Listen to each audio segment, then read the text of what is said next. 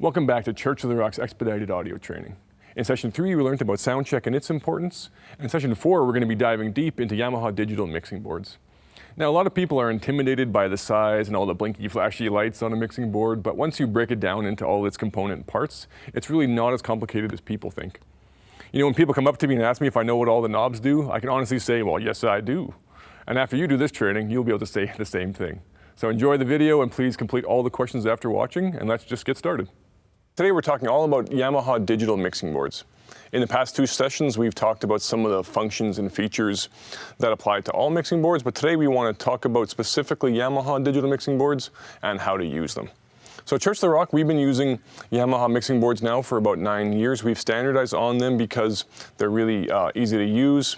They function well, they're built with high quality, and they're something that's easy to train a person on. So around our different campuses and our different buildings, for the most part, almost all the mixing boards you will ever work on will be a Yamaha mixing board. And the reason why we did that also is so that if you go from one room or one campus to another, if you've been trained on one board, know how to use it, you should be able to jump onto any other mixing board, and it should be no problem. So hopefully this is helpful to you, and hopefully this will be very effective. So first thing we want to talk about is I/O, input and output. So if you look at the back of this Yamaha TF5, what you'll see is it has, again, a various collection of XLR inputs, RCA inputs. It might be hard to see, but there's also a digital audio connection. It's a Dante network, and this allows us to connect it to digital snakes. And so on this particular setup, this is actually the mixing board for the Winnipeg West campus. It has the digital snake that it uses. It gets most of its channels from the board. And then there is a few cables connected in the back for like the wireless mics and computers and those kinds of things. So all Yamaha mixing boards have some combination of both analog and digital inputs, and it'll be good to familiarize yourself with what the board you're using has. And in this case, this board has 32 analog inputs, 16 outputs, and it has the Dante card that can do 64 inputs and 64 outputs. And so that could actually handle 3 separate digital snakes if that's what we had going. So that is input and output, or I/O, on these boards. The next thing is the faders. So on all these mixing boards, they all have pretty good sets of faders. They all have what's called flying faders, which means that they're motorized. And if you take a look on this fader here, pardon me, it's got a quite nice long fader throw. Apparently it's 100 millimeters. As I mentioned in previous sessions, that doesn't mean it has more volume than other ones, it just means it's finer. So if you make smaller movements, they make a less difference. So you can have more smoother transitions from parts, and it won't be such dramatic changes as you go up and down. So this is one of the nicer features about Yamaha digital mixing boards. They usually have nice long fader throws that are nice and smooth. And on the Yamaha M7 CL, which we have here, every single channel has its own fader, so that there is a good number of faders and there's no hidden layers to go find anything, and that's really helpful. If we take a quick look at the TF5, which is used at all of our mobile campuses, it actually has most of its things out on one layer. It has 32 two channels across, but it actually has a second layer, so you can actually get up to 40 inputs and your stereo ones. There's also a custom layer, so you can kind of put whatever you want on those layers. So for everything that we use, it can all fit on the one layer, so that every single fader that you need is available for you right away. So that's always really nice.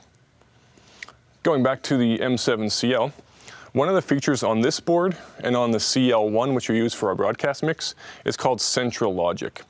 Basically, this middle section of the board can become any other section of the mixing board on here. So if I just unlock this, if you can take a look at these buttons down here, if I press this button that says 1 to 8, these faders are now actually exactly what is in channels 1 to 8. So as I move this channel here, it is also moving on the very far end of the board, and vice versa. So if I move channel 1, it moves channel 1 in the middle. So that these 8 faders are actually these 8 channels. And then on the screen, the naming and everything, which we'll get into more in a second, also follows that as well. So channel 1 on here is kick, channel 2 is snare. As we press the different buttons, those different things will change. So if you're at 9 to 16, now the screen changes 9 to 16, the faders change to 9 to 16, and that is a really helpful functionality so that you can always put whatever you want to right in the center, which is a nice way to work sometimes. The next thing is that they both have is they have different screen levels.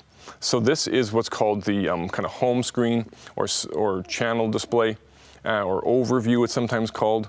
And it basically gives you a rundown of all the separate parts that you can use. So, and it goes along with all the knobs here. So the head amp knob is represented by the white knob here. The dynamics are these two. The EQ stuff is within these pictures. All of these mix and matrices are all these knobs, and the pan knob is on the bottom. And so it shows you the name of the channel and some other features as well. So that's kind of an overview screen, and that gives you an overall picture of what things look like on this board. But on this particular board, if a channel is selected and you push in any of these knobs, now the screen changes and you get a lot more detail. So you'll have the same kind of things. Again, they match along with the knobs, and now they'll actually match the layout of the knobs more closely. And then they'll give you more things, like they'll tell you if it's pre or post fader, they'll tell you the frequency of the EQs. I'm not going to get into every little detail here, just to show you that there's more detail as you select a channel and push in any knob, you get a lot more detail. And if you now want even more detail yet, you can select on any section of these to get more detail yet. So if I select the EQ, I get the more detailed EQ page. If I press the X, it goes back to this. If I hit the head amp section, now it's a more detailed head amp section, and there's more functionality yet.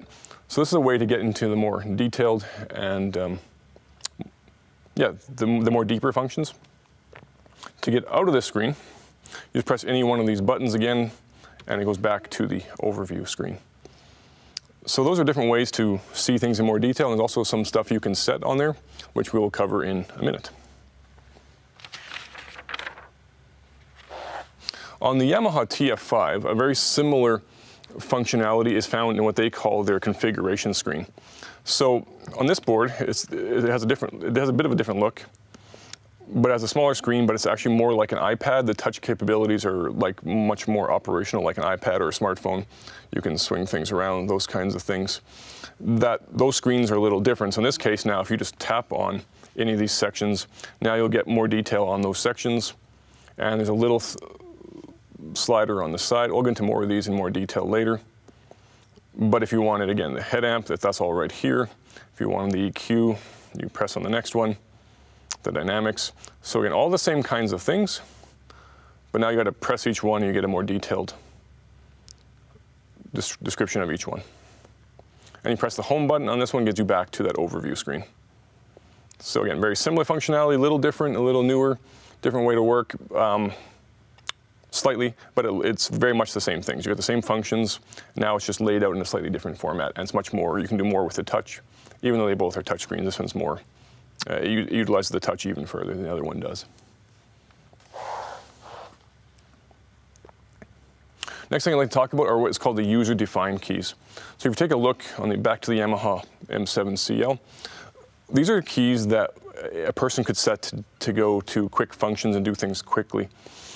In our case, at Church of the Rock, most part that's going to be me setting it up on the different mixing boards, and we have a standard set of user-defined keys for certain types of mixing boards so that we can do certain functions a certain way. For example, if you take a look on this one, hopefully it's visible, that we make these quick keys so that if I press this button number 1, it actually now goes to our send on fader, which I'm going to talk about in a minute, for monitor 1. So basically, if I want to change anything on monitor 1, I press one button, I make my change, then I press it again, and I go back to my regular mixing. So the user-defined keys are buttons that we can use for multiple different features on the board to quickly get at something. So in our case, we use the first 5 for different monitors. We use the next 2 to send different sounds to the personal monitors on our stage. We have a talkback so that we can talk to the band on stage. We have mute groups, which will mute multiple things at a time, which again, I'll get into more detail in a second. And then we have our tap tempo. So for delays, you can set how fast those delays come in. So by tapping to the rhythm of the song. So that's something if you ever watch someone doing sound here and there's a slower song, you'll quite often see them tapping that to the tempo. And it goes, again, the delay now goes to the rhythm of the song. So those are user-defined keys on the M7CL.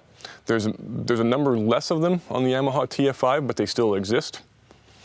In this case, there's only 6 little buttons. They're labeled A, B, C, D, E, and F. And most of the other functionality is on different parts of the board, so we don't need as many user-defined keys. But we have scene, increase, decrease, recall, and store, and record and stop. On this particular board, you can record audio onto a USB stick right off of the board. And those other functions about scene recall, we are going to get into in a second. And instead of having more user-defined keys on this particular mixing board, all along the right side of the mixing board, you'll actually get all of your auxiliary sends, or your different mixes. And they have them labeled even with tape here, so monitor 1, monitor 2, monitor 3, drums, bass, acoustic guitar, electric guitar, keys. So basically by pressing any one of these buttons, now your whole mixing board changes to sending sounds to that particular source. So if I wanted to change monitor 1, I would press the auxiliary 1 button once to get into that. I would make my changes. Then I would press it again to go back to my regular mixing. So that replaces the user-defined keys. So you actually have a number of auxiliary send keys. And that's actually a nice little feature on the Yamaha TF5. Something you'll probably come to appreciate once you start mixing more. Next thing I want to talk about is DCA groups. So this was mentioned briefly in a past session, but on Yamaha Digital Mixing Boards, a DCA is called a digitally controlled amplifier. And what that basically does is it actually amplifies whatever channels you send to those particular DCAs by the same amount. So by moving one fader, you actually turn up everything that you sent to that DCA. So for example, this tape along the top here represents our DCAs. It has drum, choir, and percussion, bass, guitars, keys, effects, lead vocals, and background vocals. So by moving just this one fader for drums, if I'm on my DCAs correctly, by moving this one fader for drums, all of the drums will go up or down equivalently. So there's a kick, snare, hi-hat, toms, etc. All those things will go up the same amount by how much I push it up, or go down by the same amount how much I push this down. So what that allows a person to do is you could set all the individual levels of all the individual drums to get a pleasing drum mix. And then whenever you want just more drums in the songs altogether, you only have to worry about one fader. This simplifies your mixing so you can make bigger changes without having to be grabbing so many different multiple faders at the same time. It's really quite a nice and handy feature, and it works very well. So for the most part, when you get to a board at Church of the Rock, these are going to be set up for you. But the one thing we want people changing, or they could change for their own benefit, is that when there's a different lead singer in a song. So for example, most of our songs, we have our worship leaders singing 3 out of the 4 songs quite often, or 4 out of the 5. And there's usually one different singer leading another song. And so as I mentioned, we have a lead vocal and a background vocal DCA. So what we'd like to do is we'd like to change whoever is actually singing lead to be on their correct DCA. This allows you so that you get into sort of almost a muscle memory, a bit of a habit how you mix, so you know that this fader is always your lead singer, no matter if the lead singer has changed or not. So what you would do to set that on the M7CL is you would, let's say, go to your channels on the right. This is the lead vocal. If you push in a knob to get to that more detailed screen, as I mentioned earlier, if you notice here, you see a DCA. And right now, I'm on the lead vocal channel. You can see that by the corner as well. It's on DCA 7, and DCA 7 is my lead vocal DCA. If I want to have someone else in the lead, let's say I pick the blue channel, for instance, they are in DCA 8, which would be background vocals. Basically, I would take them out of 8 by pressing on the yellow highlighted one, and then I'd put them into 7. Now, if that person who I just picked on the blue mic is now going to DCA 7, and if I now go back to the lead vocalist, I would take them out of 7 and put them into 8, because now they're a background singer. So now accordingly, if I go to my DCAs, the blue mic is now the one that's sending into the lead vocal, and all the other vocals are now going into my background vocal mix. So that whoever I want to have in the lead, I have on that fader, and it changes how it should change. That's something that isn't necessarily 100% required, especially if you're only having 2 or 3 singers. But I find sometimes when you do little things like that, to make it simpler for yourself as an audio engineer, the less prone you are to making mistakes, the more likely you're going to do things well. You're not going to accidentally push up the wrong person so you get a bad sounding mix. So the more stuff you can do to make things easier for yourself, the better it is. And if I ever do something like that, I'll always make a note. Quite often on Planning Center online, we have a computer, and I'll make a note who's singing lead, and I'll even write down the change I made. So that's a very important thing to do, something to keep on track of, and it's really a helpful thing. On the Yamaha TF5, the DCAs work in the exact same way.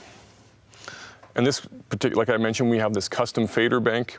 So in this case, instead of it being in the center, it's now on the far right, but all of the faders now on the far right are now your DCAs. So same thing where we have drums. If you move this fader now, all of your drums will get louder or quieter. In this case, there's only 2 drums, but that still helps you to be able, if you want more drums, you just push the one fader. You want less, you pull it down. Setting them is actually a little easier. So for example, if I'm on my DCA, I press the select button now.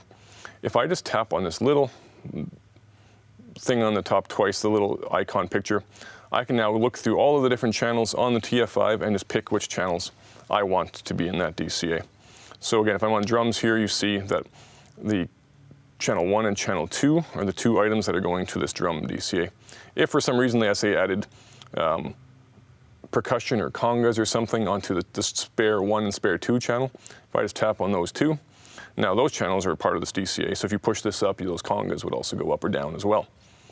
And to remove them, just press them again and they go away. So that's a really easy way if you wanted to add something to your DCAs. For the most part, I said on the instrument ones, you shouldn't need to. The only time you should need to change it is for your vocalists.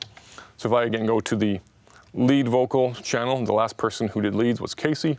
So in this case, channel 15, Casey, is the one in lead vocals. And if I go to background vocals, the other 3 vocals are the ones selected. So you'll find this, again, a really handy way to work.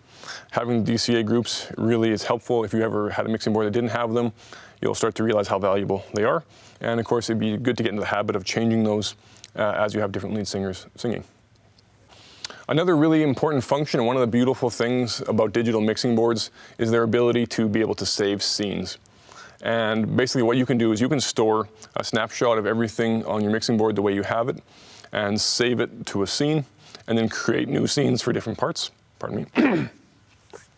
And then you can move on and then recall those scenes and go back. So this allows you to save a number of different fader positions, how you're sending things to different monitors, who is in those lead and background vocal DCAs. And it's a very handy thing. I'll quickly show you the buttons that go with it. So on this particular mixing board on the Yamaha M7CL, they have their own buttons that are assigned to it. They have an up and down arrow for which number, and then they have a store and a recall. So basically, you can, for example, I'm on scene number 20 right now. If I go down to scene number 2, you see the number will flash. The numbers will go down. It doesn't recall that scene until you press the recall button. So your mix will stay the same, everything will stay the same. The moment you hit the recall button, you notice how all the faders go down. So this is my start point scene. This is saved so that all the faders are down. And it's where you could start your session and then make your changes, and then you would save new scenes from there. So for example, if I want to recall another one, I'd go up to, let's say, scene number 10, hit recall. Now that's scene number 10, the last time I was on the mixing board, and it's ready to go. If you wanted to create a new scene, let's say I move a bunch of faders, and hey, that's an awesome mix, even though this would be a terrible mix. What I could do is I could go up to another number that's empty, say number 18, I hit store, I can call it test, hit enter, hit OK, and now I've saved all these changes to scene number 18, and now I can go back to any other scene at any other time, and it comes back exactly where it was. A few faders didn't come back, which gets me into the next part of our training, which is called recall safe. So, but what you can do is you can tell certain functions and certain features to not change when you change scenes. The reason why you might want to do that is, for example, for a pastor's handheld mic, for instance, you might have a different scene for an offering song than you had for your other songs in the set. So as the pastor comes up, you might want to change scenes as he's talking so it's ready to go for the offering song. But if that passenger's handheld mic wasn't made safe from the recalls, the moment you hit that recall button, that mic would go away. And so in front of, let's say, 1,500 people, all of a sudden your passenger would have no sound. So we want to avoid that entirely. So we want to make sure that that is safe from being recalled. So there's two main ways to do it, but I'll show you the way that is the more prominent way. So let's say if I'm on this, I select the passenger's handheld channel. I go to my channel job button. There's a button called Recall Safe. And if you're not going to get into all the huge details here of all this top section, but if you look at the bottom section, all the things that are white are now safed from recalling. So basically every function except for input patch is safe from recalling. So you could change scenes all you like there, it's not going to change that channel, except for the input patch. The reason why we did that, because sometimes we actually want to have a virtual sound check, which means you're getting audio from a computer. You use that for training or testing, and that needs a different input channel. So the only thing that would ever change is the input channel if we did that. And for the most part, that's never going to be the case. So for this passenger's handheld now, nothing will change when you change a scene, except for that input patch, which should be the same on most of your regular scenes. But for something like my electric guitar, for instance, if you look at the screen now there's only a few things that are lit. So most things will recall then on most of my regular channels. The only things that we don't have changing are the head amp, attenuation, EQ, the dynamics, and the direct out. So what that means is, if let's say you're going through your rehearsal, let's say you have 3 different scenes because you have 3 different lead singers, and in the 3rd song, you realize that you want to change your gain or you want to change your EQ. If you make those changes, that change will now stay. It won't go away every time you recall a scene. If that wasn't saved, if you would change a scene, whatever EQ you just did would only be on that new scene. It wouldn't be on your previous scenes. And for the most part, you don't want big jumps in gain, or you don't want big EQ changes between your different scenes. So if you ever did want different EQ between different scenes, you'd have to go in and make sure you turn that off so that it does recall. So this will make a lot more sense as you're in practice and you're seeing it being used. But basically there's times where you want some things to change when you change scenes, some things that don't. And it's important to know if it's happening or not, and it's important to know how you would change that if you needed to. So it's a good thing to keep in mind. Next thing we have is called mute groups. So I already alluded to that when we talked about the user-defined keys. But basically a mute group is when you press one button, multiple channels will turn off. So if you're going to take a look at these user-defined keys, the bottom 3 have mute vocal, mute instruments, and mute drums. So my vocals are all on the right side here. Right now, if you notice, all the on buttons are flashing. What that means is that it has a mute group on. It's telling you that those channels are not actually on. They're actually muted. So if I press this mute vox button, now they're all have a constant light. So basically that means all those channels were muted, now they're all on. So that way you can turn off many things at the same time. And this is really handy for when they finish, like say, an offering song and the pastor's about to come up. You can just very quickly mute everybody with a couple simple presses of a few buttons, and that's really handy. A couple different ways you could set that. You could again go into an individual channel and push in a knob, and then on the right side you see mute. So right now this belongs to mute group 1. If you didn't want it to be muting when you press the mute groups, you would just take that off. Or if you wanted it to be part of a different mute group. For the most part, you should never need to change this. This is usually set up in a way that works really well for everybody, and so you should never need to touch it. But if for some reason something is not used or using a channel you haven't normally assigned for a new thing, this one way you could set it. You could go into, again, select the channel, push in your knob, and press the mute that way. That's normally the fastest way to do something, but there's another way to do it as well. If we go back to this channel job button, there's a button called mute group. Now it does it the other way where you see everything in mute group 1, and just by pressing the select button you can add things to it. So if I wanted to add the pastor's handheld, which would be a bad idea, I press that and now it's part of mute group 1. If I press it again, it's now not in that group anymore. So that's another way to set a mute group. This is more, let's say you're setting up a mixing board for the first time. That'd probably be a faster way to do it. But if you're just adding one channel here and there, the other way is probably faster. So back to the Yamaha TF5.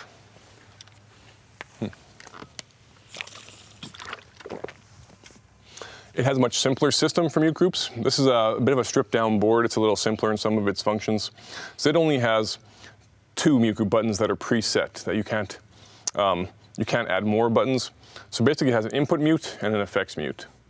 Input mute by default would mute all of your inputs, and effects mute would by default mute both of your effects. So the ways that you can set that to change that is by, again, going to your home screen. Let's say you're on one of these channels and you select it, you push in the head amp part of the channel strip, and near the bottom of this thing on the left, there's a tab that has a recall safe and a mute safe. So if you didn't want this one muting when you press the mute button, you have to make it now safe from muting, and you would press the mute safe button. That's how you would set that on the Yamaha TF5. Again, you shouldn't need to change this on this board. It should be set for you and it should work really well. The one exception might be, let's say, something like the keys. It is actually mute safed because sometimes, again, the pastor will come up, but you don't want the band members, all the other band members, you want to mute them because they might accidentally unplug their guitar or something, so you don't want that popping through the system. But there might be a piano player playing in the background while he talks. So in this case, the piano is mute safed so that that piano won't get muted when you press that mute group. So that's how you would set that on the Yamaha TF5. Another one of the great functions and features of a digital mixing board compared to an analog one is called a sends on fader. So in previous training, we talked about, let's say on an analog mixing board, if you're trying to send a copy of a sound to another source, you would go to that channel, find that knob and turn that knob up. And that's a perfectly fine way to do it, and you can do that as well on the digital mixing boards. But what's actually a much easier way to work and faster way to work is what's called sends on fader. So again on the Yamaha M7CL, there's a sends on fader button. As I press that, you notice all the faders change, and every single select light lights up. That's trying to tell you that you're in your sends on fader, that all your faders now are not changing your main house anymore, they're not changing your main speakers, you're actually changing something else.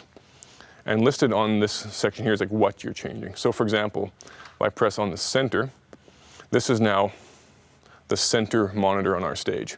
So all of these faders now are all making a whole mix that's going to that monitor. So for example, and that also works with that user defined button called monitor 1. So basically now, every fader is now going to monitor 1.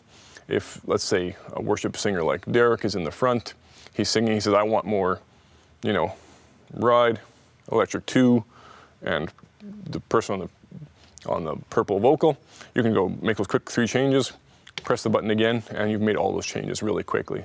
This is a lot faster than having to go to each individual channel and finding the correct knob, especially out of 16 knobs that are hard to see. It's much faster to just go that one send on fader, make your changes, and go from there. It's a much easier and better way to work. And this is another place where, when you're working at the Winnipeg South Campus specifically, we actually then require a change every time there's a lead vocal. It's something the band has gotten used to, and it's something that everybody's now expecting, is that whenever we have a different lead singer on a different song, we are changing what's going to their personal monitors for the musicians so that they have a channel called lead vocal and they have a channel called background vocal. And so if we have a different song with a different lead singer, they are expecting that to change in their personal monitors, and we want that to happen. So how we would set that is similar to how we set the DCAs, but a little different. So let's say you're starting on your board, how it normally would be set up, and the song changes with a different lead singer. We would first do that thing where we change the DCAs, where we select it, we push the thing in, we change the DCA, so we would do that first. But then we have another send on fader called lead vox. And basically what that does is this is now what's sending to that lead vocal channel on our personal monitors on the stage. And right now it would be Derek. So in this case, we would pull it all the way out, and let's say it's the blue mic. We push the blue mic in, and now the blue mic is now what's sending to the lead vocal channel in the personal monitors, and not Derek. We also then have to go to the background vocal channel, take the blue person out of it, and push Derek into it, the lead vocalist into it. And now you've swapped it over so that when that song changes, you would have the correct lead singer in the correct channel on the personal monitors, and also for your DCAs as well. And this is another reason why we need to make scenes for every different lead singer, because you need to be able to save all these features and functions. You need to be able to save these settings. And then each time you hit that recall button, you know that not just are your levels changing, you're also changing what's going to those personal monitors on stage. You're also changing what's in your DCAs. And that way your mix is ready to go. Another thing that when you're saving scenes, you want to try to save them how a song will start. So if a song starts off really loud with loud electric guitars, you want to be able to have those guitars up, have everything where it should be when that song starts, so that as soon as you hit that recall button, that mix is in the right place. You don't have to have it sound how it is in, like, say, the verse, for instance, have to quickly adjust it. You want it to sound right off the bat.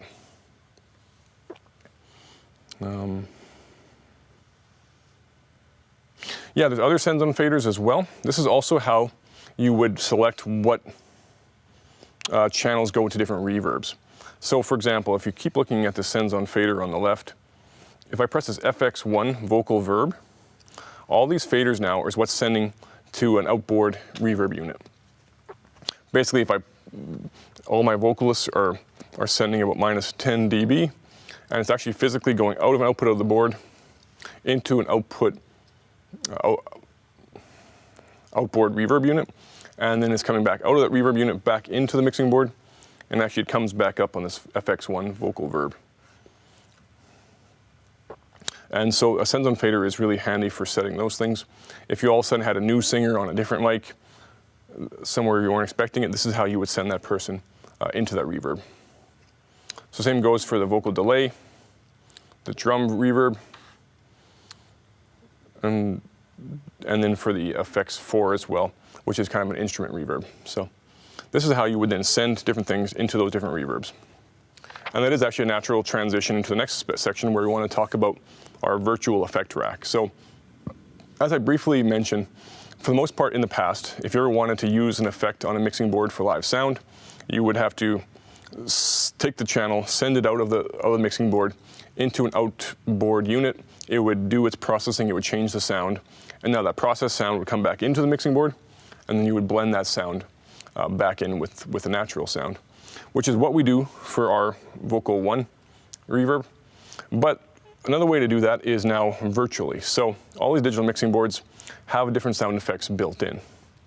So on the M7CL, once again, if I press this rack button, this is now a virtual rack. So these are virtual outboard units. So internally, digitally, now that channel, if you use those sends on fader, you send it through the mixing board into its processor. And then this now does a processing that adds a reverb to it. For example, this is a reverb for a room. There's a bunch of different settings on there that we can change, which is covered in a later session entirely.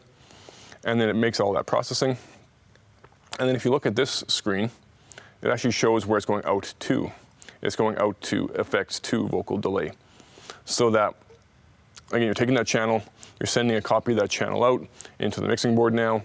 It gets that effect added to it. And then internally, it comes right now back to a channel. And then you blend that affected sound in with the original unaffected sound. And that is how the virtual effects rack works. There is multiple effects you can choose. There's different settings. But again, we're going to cover this in a lot of detail in session 6 and 7, so I'm not going to get into much more of it right now. On the Yamaha TF5, there's a bit of a simplified process for this. It works on the same principle. So again now, instead of having a user-defined key or pressing on the screen, there's actually two buttons on the bottom called FX1 and FX2.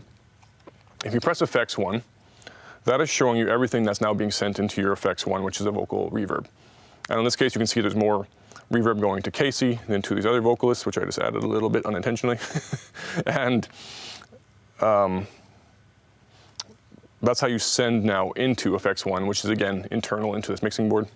If I press FX2, that's what's going into FX2, which is a vocal delay. And so again, you take a copy of that signal, sending into that effect. If we wanted to modify the reverb effect, we wanted to change some of the settings. In this case, there's actually an edit button right beside this FX1 on the front of the mixing board. If I press that edit button, now the screen changes, so now you can see all those same kind of settings that were on this board are now on this screen. And you can change things like how long the reverb is, how it actually sounds, and how quickly it goes away, those kinds of things. Again, to get out of that screen, you can just press the home button and you go back to your regular home screen. So that's how you edit an effect on the Yamaha TF5. Both mixing boards have a lot of different ways to meter, so you can see how things will sound and how loud your levels are. They both have small meter strips on each channel. Those aren't really good for getting to know exactly how the level is on your board. More just let you know that you do have signal or you don't, and if maybe you're peaking. So they're very unfine, there's not much detail to them, but they at least let you know that you have signal or you don't. That's mostly what those meters are used for. Both mixing boards also have a much finer meter, and in this case on the TF5, it's on the right here, and there's different lights. And now you notice there's way more lights, and there's much more detail between them. So this is where you would actually set your levels. You would wait, if you're trying to set to -12, you would use this meter, or sometimes there's one on the screen as well. And that's how you would set your levels, because it's a much finer meter. You're much able to tell better the little differences. Back on the Yamaha M7CL, there's actually a number of different places to meter. It has, again, a very coarse meter on individual channels, a little better than on the TF5, but still not really enough to set a level with. It also has a screen where you can actually look at every input and output meter on every channel. But again, without a lot of detail. So this is again just to see, am I getting signal to all of my different various channels, and is it going out to all the various channels? We also have an output meter bridge on the top. So this is just strictly for your outputs. So this is just letting you know your sound is going out to your monitors, it's going out to your broadcast mix upstairs, or to the bathrooms, or wherever your signal is sending out to. You'll see that you have your output meters all along the top of the meter bridge. There is also, when you cue a channel, this little section on the right, and this is where you're going to get that really fine detail to see your meter, so you can set your levels through that meter, again, instead of these little ones on each channel strip. So there's lots of different places to get your meter, but it's good to know how you actually set your levels by pressing the cue button and looking at this one. Yeah, one of the last things I want to talk about now is about saving your work. Both of these mixing boards have the ability to not just store a scene, like we did earlier, but you can what's called save the entire book. So what that means is you're saving now all of your different scenes and every functionality of the board, all of your inputs and outputs, all the naming, channel naming and color, and basically any single setting on this board can be saved to a USB stick. So if you went to a different mixing board, or if you had to replace the mixing board, another one, you load that book, everything should come back exactly how you left it, including multiple scenes. So on the Yamaha M7CL, how you would get to that, you would press the setup button on the bottom. There's a save load tab. And on here is where you could save or load or create a new user. You would go down here. Let's say if I wanted to save, I press the save button. I would put in the name. I just could call it test. And if I hit save, and now it's saving every single function and feature of the mixing board onto this USB stick here. And if ever something went wrong or something, I could always bring this back. In this case, I'm not going to recall any book right now because I like my mixing board how I left it. I don't want to bring back something I don't want to use, but that's how you would do it. You go to the screen and you would hit load. It's a good practice, especially for a tech leader at a campus, that at least every so often they save the book. Because sometimes you can go week to week without having to save a new book if no one loads their own. But sometimes you might have something catastrophic happen, you might lose your setting somehow. And if you haven't saved a book recently, you're now going back to your board how it was perhaps even months ago. So it's a good practice to at least every so often to be saving a book. How to do that on the Yamaha TF5 is definitely a little different now. Their whole setup is a little different. So instead of having a setup button, they have a little gear key, which is again more like how you see on a phone or an iPad. In this gear key, there's now a save load, similar as the M7CL. And right now I don't have a USB stick in here, but if I did, you would see file names come up, And this is where you could now, I have 1 or 2 scenes saved from a TF board, as you can see there. And same thing, you could hit save as instead of store, and you would name it. And if you ever wanted to, you can now load boards exactly the same way. So that works really well, very simple. And once again, we want to do that on a fairly regular basis. Now, the last thing I want to talk to you guys about is the iPad app. So, on all of our digital mixing boards from Yamaha, we have an iPad app. So in this case, I'm going to use the one for the M7 CL. And you can see by pressing the Stage Mix app from Yamaha, there has to be settings that has to be configured. Once you have that all set with IP address, etc., you hit connect, and if you need to be on the same Wi-Fi network. And on most of the mixing boards, the Wi-Fi network is on the mixing board itself. And so now if you have them both on the same Wi-Fi network, you connect. And now you can control essentially the entire mixing board from an iPad. So for example, if you take a look at my lead vocal channel, by pressing the fader here, by moving, the fader on the iPad, it's also moving on the Yamaha M7 CL. So this is very handy for multiple things. First of all, for doing things like a line check where you've plugged a bunch of cables in and you want to make sure they're working. You can take the iPad with you up on the stage and you can walk up and unplug and things in, or talking to a microphone, and you'll see the level actually move or not. And you can push the fader up and hear it if you want. Another very handy thing is, which I talked about last time, where if you want to help musicians dial their monitor in, you could again go to the sends on fader, as I mentioned, go to their particular monitor, and now you can walk up right to where they are, listening to their monitor yourself, and you can now hear for yourself how it sounds, and you can adjust what needs to go send into those sends on fader into that monitor yourself, and dial in a perfect mix for them. This is another one of those ways where the band can feel supported by you. They can feel that you're out to help them, and they can really feel like they can hear what they need so they can perform well.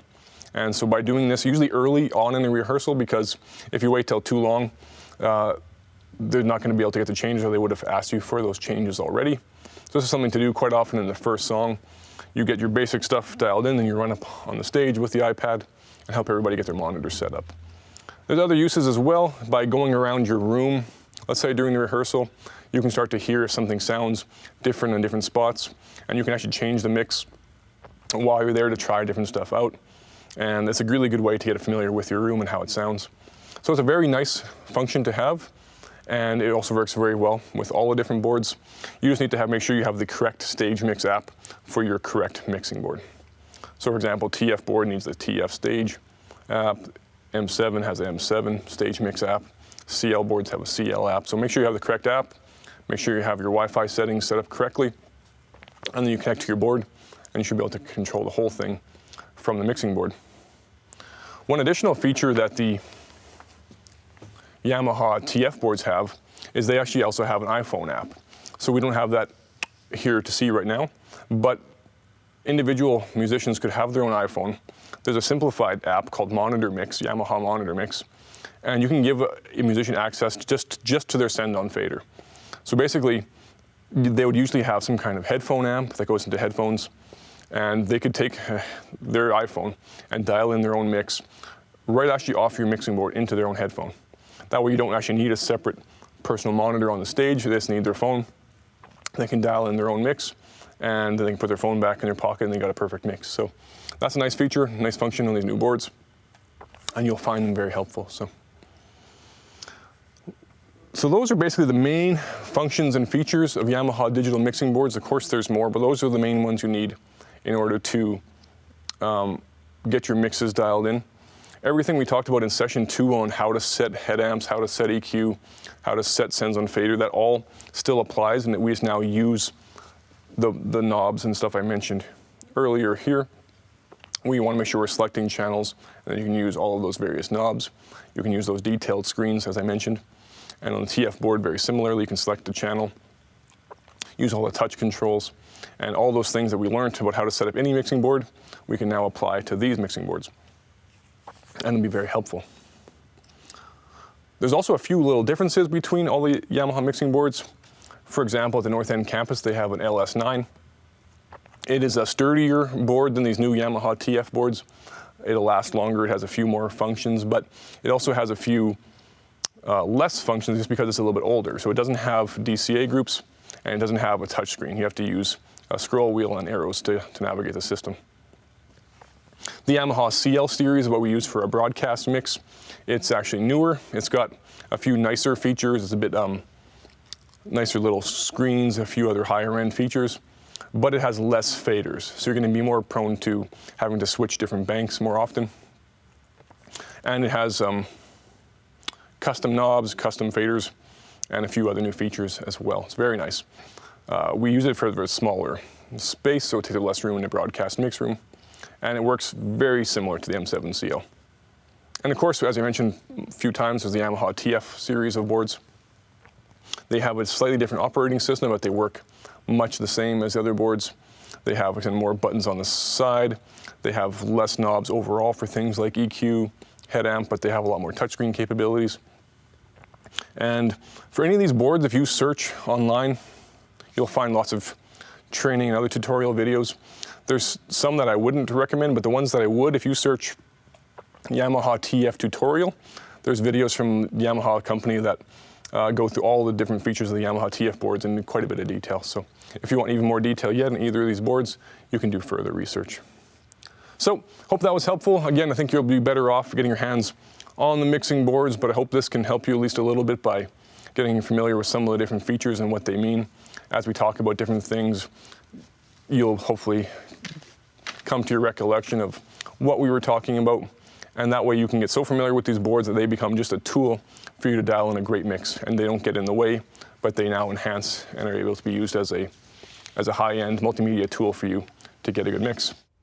Well, I hope that helped to demystify Yamaha digital mixing boards for you, and then when you watch an established audio tech, you'll have at least a vague idea of what they're trying to accomplish on their mixing board. And you know, there's a hands-on training session coming up that's going to cover this session and the last. And I think that's going to really help you feel more confident on a mixing board. But before that, please answer the questions below. And then in session 5, we're going to go over some helpful strategies that will help you to prepare how to mix well. All right, God bless.